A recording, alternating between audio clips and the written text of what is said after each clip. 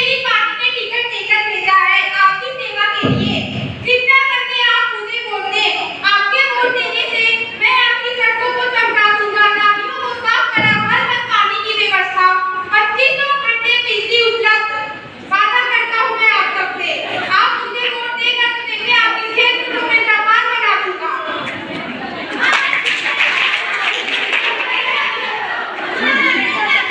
Vote देने से कुछ नहीं होता। हम तो वोट देने जाएंगे और उस नेता को वोट देंगे जिसने मेरे स्वास्थ्य सुविधा का ख्याल रखा है।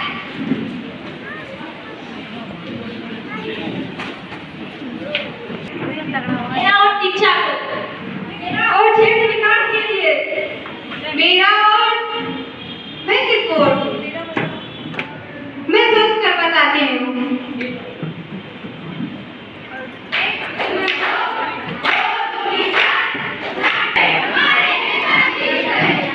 भाइयों और बहनों, आप सबका बहुत बहुत धन्यवाद। आज से मैं इस क्षेत्र का एमएलए, आज से आप सबका काम खत्म, मेरा काम शुरू।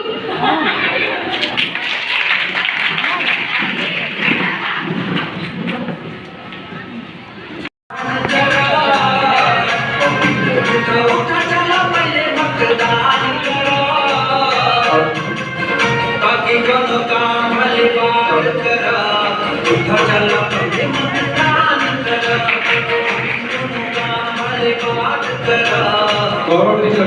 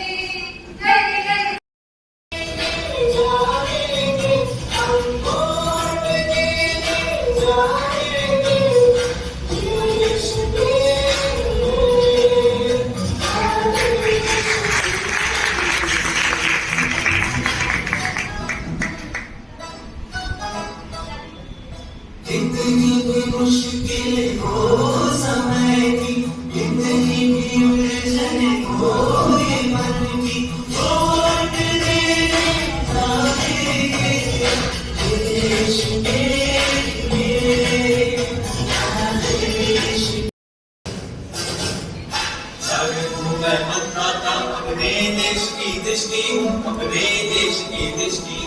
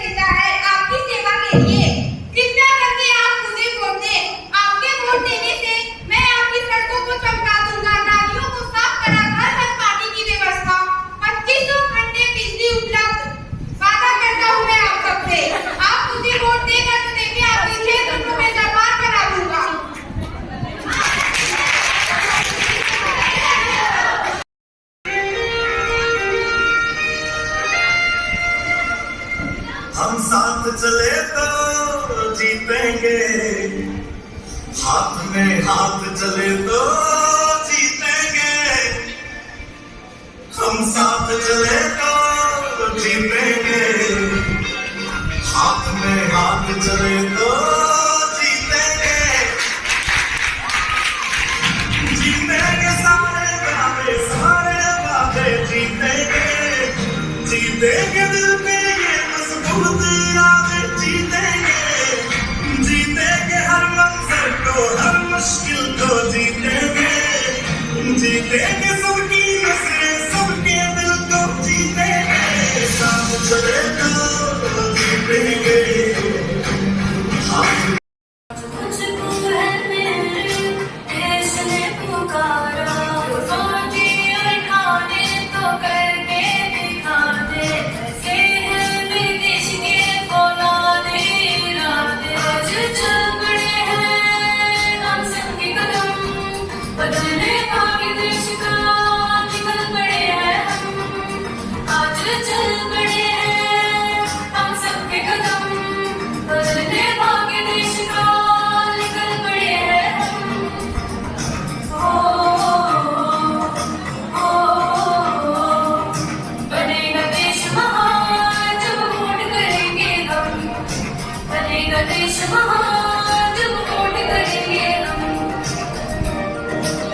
मेरा पहला वोट इस देश के लिए।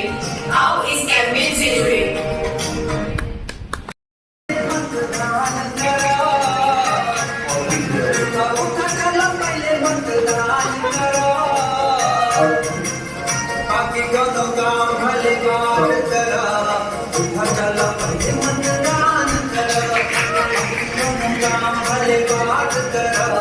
गौरव की संगठन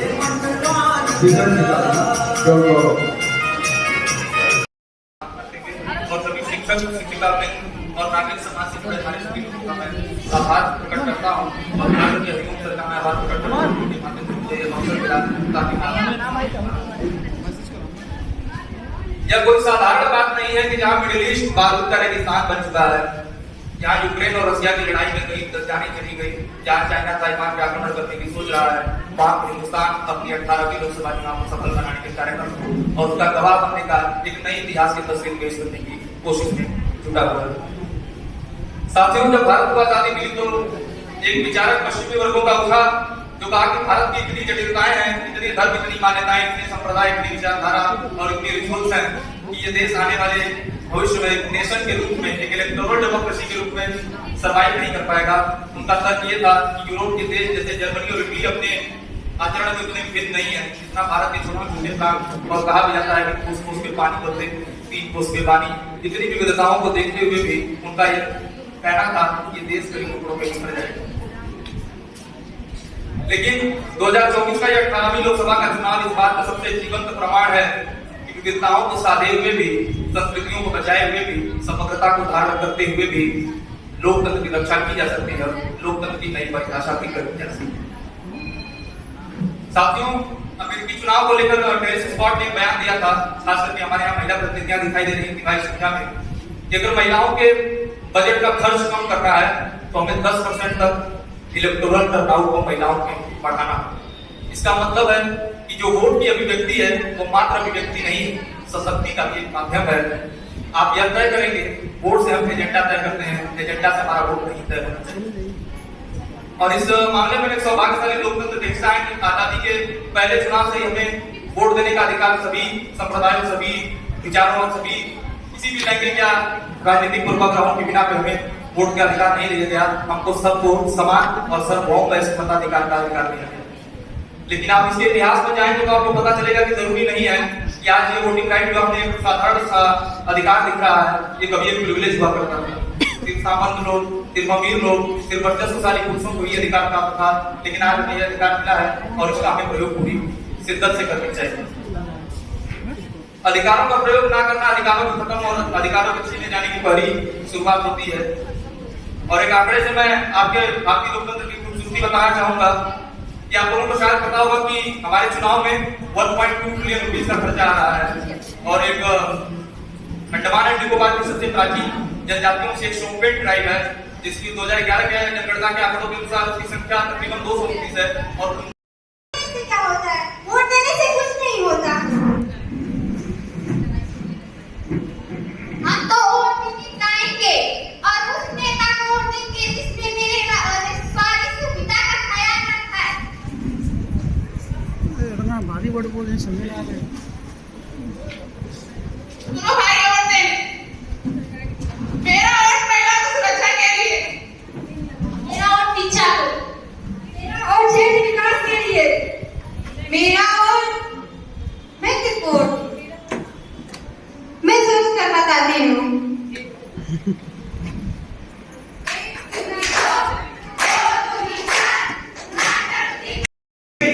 मैं आदरणीय प्राचार्य महोदया, संरक्षक राजकीय महिला पीजी कॉलेज और शिव कोऑर्डिनेटर अमित सर का तथा साथ ही में इस संस्थान के कोऑर्डिनेटर शशिकला मैम और पूरी टीम तथा प्यारे बच्चों, आप सभी को बहुत शुभकामनाएं देता हूँ कि आप इस लोकतंत्र के महापर्व में एक प्रतिभागी हैं और मतदान करने के साथ साथ मतदान जागरूकता का कार्यक्रम जनपद में आप संचालित कर रहे हैं। आप एक महती भूमिका निभा रहे हैं कि आप स्वयं अवेयर हो रहे हैं और दूसरे को अवेयर कर रहे हैं। क्योंकि मुझे ये धन्यवाद कार्यक्रम के लिए आमंत्रित किया गया है, तो मैं पूरी टीम को धन्यवाद करता हूं जो इस कार्यक्रम को सफल बनाने में अपना समय, सहयोग और समर्पण प्रदान किया। मैं इस संस्थान के सारे बच्चों को और सभी कलाकारों को जिन्होंने अपने नृत्य से, गायन से और अपने संबोधन से इस मतदाता जागरूकता कार्यक्रम को सफल बनाया है, मैं पुनः धन्यवाद और आभार प्रकट करता हूं कि युवा महोत्सव के इस सफल कार्यक्रम के लिए अमित सर, शशिकला मैम और यहाँ के पूरी टीम जिन्होंने भी प्रत्यक्ष अप्रत्यक्ष सहयोग किया, उनका आभार प्रकट करता हूं। बहुत बहुत धन्यवाद। लेकिन 2024 का यह 18वीं लोकसभा का चुनाव इस बात का सबसे जीवंत प्रमाण है कि विविधताओं को साधे हुए भी, संस्कृतियों को बचाए हुए भी, समग्रता को धारण करते हुए भी लोकतंत्र की रक्षा की जा सकती है, लोकतंत्र की नई परिभाषा भी करनी जा सकती है। साथियों, अमेरिकी चुनाव को लेकर टेरिस स्कॉट ने बयान दिया था, खास करके हमारे यहाँ महिला प्रतिनिधियां दिखाई दे रही भारी संख्या में, कि अगर महिलाओं के बजट का खर्च कम करना है तो हमें 10% तक इलेक्टोरल टर्नआउट को महिलाओं में बढ़ाना। इसका मतलब है कि जो वोट की अभिव्यक्ति है वो मात्र अभिव्यक्ति नहीं, सशक्ति का भी एक माध्यम है। आप यह तय करेंगे, वोट से हम एजेंडा तय करते हैं, एजेंडा से हमारा वोट नहीं तय होना चाहिए। और इस मामले में सौभाग्यशाली लोकतंत्र का हिस्सा है कि आजादी के पहले चुनाव से ही हमें वोट देने का अधिकार सभी संप्रदायों, सभी विचारों और सभी किसी भी लैंगिक या राजनीतिक पूर्वाग्रहों के बिना करके वोट के अधिकार नहीं दिया गया। हमको सबको समान और सार्वभौम मताधिकार का अधिकार दिया। बहुत धन्यवाद मैम। राजकीय महिला पीजी कॉलेज के इस सभागार में आज स्वीप कार्यक्रम के अंतर्गत